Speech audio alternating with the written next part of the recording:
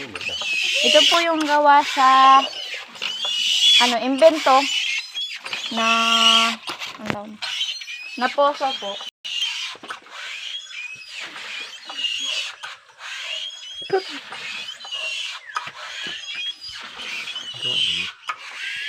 Ayan po. Ito po yung pinagkukuhanan ng tubig. Ayan po. Hindi naman yung naghahakot. Ito po yung naghahakot ng tubig papunta dyan. Yan.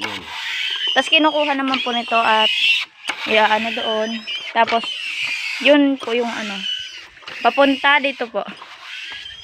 Upang hindi na magbuhat ng tubig. Ayan.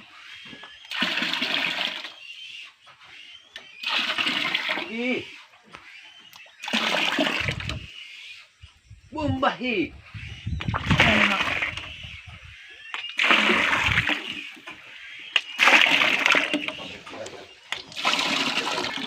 So, yun lang po.